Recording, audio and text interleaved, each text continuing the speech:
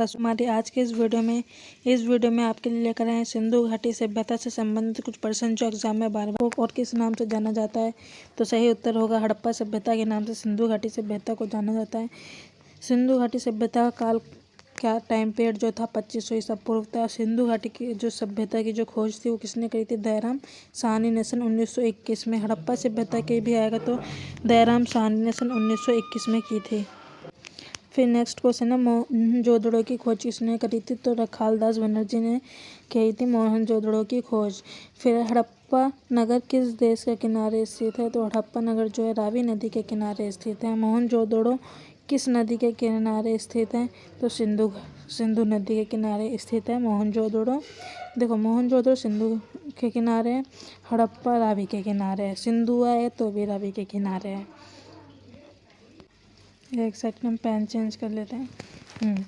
सिंधु घाटी सभ्यता का सबसे बड़ा नगर कौन सा था? तो सिंधु घाटी सभ्यता का सबसे बड़ा नगर मोहनजोदड़ो था। भारत में स्थित सबसे बड़ा हड़प्पा स्थल कौन सा है? हड़प्पा स्थल तो कौन सा है? राखीगढ़ी। ये भारत में स्थित है, सबसे बड़ा हड़प्पा स्थल है। ग्रेट बांध कहाँ पर स्थित है? तो मोहनजोदड़ो में जो है ग्रेट बांध स्थित है। फिर सिंधु घाटी सभ्यता में मकान किससे बने होते थे? तो देखिए मकान जो थे सिंधु घाटी सभ्यता में पक्की ईंटों से बने होते थे। सिंधु घाटी सभ्यता की नगर योजना कैसी थी? तो ग्रेट प्राणी पर थी, ठीक है। ये जालेदार योजना होती थी वहाँ की। लोथल किसके लिए प्रसिद्ध था? तो जो लोथल था वो बंदरगाह के लिए प्रसिद्ध था, डाईघाट के लिए प्रसिद्ध माना जाता था। सिंधु घाटी सभ्यता में जल निकास प्रणाली कैसी थी? तो अत्यंत विकसित थी वहाँ पर जल का, ठीक है। सिंधु घाटी सभ्यता में प्रयुक्त प्रमुख धातु कौन सी थी? तो ज़्यादातर कांस जो था कांसा उसका यूज़ किया जाता था।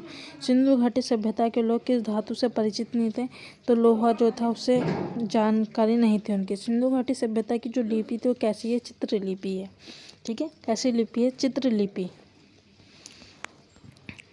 17वां क्वेश्चन है कि जो सिंधु लिपि थी अब तक क्यों नहीं पढ़ी जा सकी है? क्यों नहीं पढ़ी जा सकी? उसे पढ़ा नहीं जा सका है क्योंकि उसमें पीछे से लिखा जाता है। सिंधु सभ्यता की मोहर किससे बनी होती थी? तो जो सिंधु की जो सभ्यता की जो मोहर थी वो किससे बनी होती थी? तो स्टीयार्ड से बनी होती थी, ठीक है।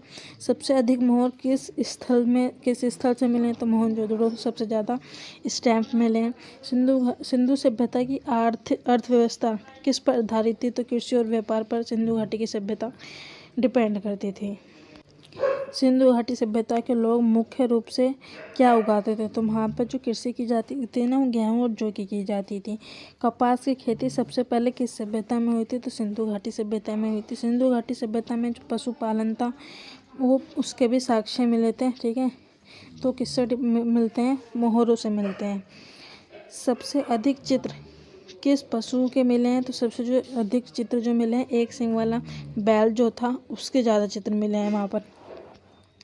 सिंधु सभ्यता के व्यापार किससे होते थे? तो मेसोपोटामिया जो था उसके साथ इसके व्यापार होते थे। माप तोल की इकाई किस प्रणाली पर स्थित थी? तो दशमलव जो था उस पर डिपेंड करती थी माप तोल की प्रणाली, ठीक है। फिर आगे चलते हैं। सिंधु घाटी सभ्यता में जो शासन व्यवस्था था कैसी थी? संगठित थी। सिंधु घाटी सभ्यता में मंदिर क्यों नहीं मिले हैं? तो वहाँ पे धार्मिक रचनाओं का अभाव नहीं था। कालीबंगन किस नदी के किनारे स्थित है? घगर जो है उस किनारे स्थित है कालीबंगन, ठीक है। धोलावीरा कहाँ पर स्थित है? धोलावीरा जो है गुजरात में स्थित है। धोलावीरा किस विशेषता के लिए प्रसिद्ध है? जल के लिए वो क्या है? प्रसिद्ध माना जाता है धोलावीरा। जल प्रबंधन मैनेजमेंट के लिए। सिंधु सभ्यता में जो थे शवों को कैसे दफनाया जाता था? तो मिट्टी में दफनाया जाता था। सिंधु घाटी जो सभ्यता थी उसमें अंगिस पूजा का जो प्रमाण कहाँ से मिले हैं? कालीबंगन से मिले हैं। और सिंधु घाटी में जो स्त्रियों के आभूषण थे वो किससे बने होते थे? तो सोना चांदी और मिट्टी से उनके आभूषण बने हुए होते थे। सिंधु घाटी सभ्यता की सबसे प्रमुख विशेषता क्या थी? तो वहाँ का जो नगर योजना थी और जल निकास प्रणाली थी वो उस पर डिपेंड करती है क्योंकि मकान जो थे पक्की ईंटों के बने होते थे और क्या नाली भी निकाली जाती थी। सिंधु घाटी सभ्यता में सामाजिक विभाजन कैसा था? तो इसका भी कोई वहाँ पे मिला नहीं है, ठीक है। इसका कोई प्रमाण नहीं मिले हैं। हड़प्पा सभ्यता का जो पतन है लगभग कब हुआ था, तो 1900 ईसा पूर्व में तक हो चुका था। सिंधु घाटी जो सभ्यता के पतन का मुख्य कारण क्या था, तो जल परिवर्तन और नदी मार्ग में परिवर्तन इसका मुख्य कारण माना जाता है। सिंधु सभ्यता के लोग घोड़े से परिचित थे या नहीं, तो अभी तक इसका जो है आंसर नहीं मिला है ये क्वेश्चन। ठीक है, ये क्वेश्चन क्या था, उस टाइम पे लोग जो थे परिचित नहीं थे घोड़े से, तो इसका आंसर होगा नहीं।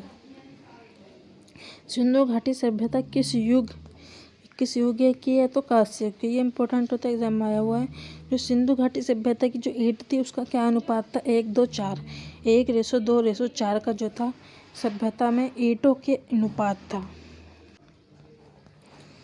फिर है सिंधु सभ्यता में जो अनाज था उसका भंडारण के लिए क्या था, तो अन्न घर था। भंडारण के लिए विशाल अन्न घर कहाँ मिले हैं, तो हड़प्पा में मिले हैं सबसे बड़े बड़े। सिंधु सभ्यता की जो लिपि थी वो किस दिशा में लिखी जाती थी, दाएं से बाएं, इसीलिए उसे अभी तक नहीं पढ़ा जा सका है।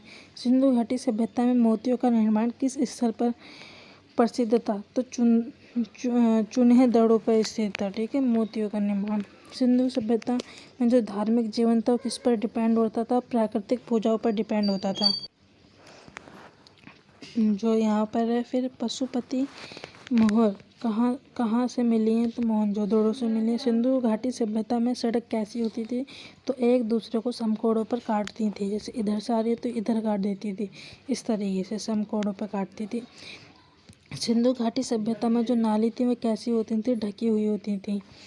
और सिंधु घाटी जो सभ्यता थी उसमें सिंधु घाटी सभ्यता क्यों महत्वपूर्ण होती थी, क्योंकि वहाँ पर उन्नति, नगर सभ्यता और उनका उत्कृष्ट उदाहरण मिले। यानी कि जो घर होते थे वो पक्की ईंटों के बने होते थे, और नाली जो नियोजन होता था, जो नाली होती थी वो क्या होती थी, अच्छी होती थी। वहाँ पे पक्की ईंटों से बनी होती थी, समकोणों पे काटती थी, ढकी हुई होती थी, इसलिए वहाँ पे उसे अच्छा माना जाता है। अगर आपको हमारी वीडियो पसंद आती है तो प्लीज़ वीडियो पर एक लाइक ज़रूर कीजिएगा और चैनल को सब्सक्राइब कर लीजिएगा।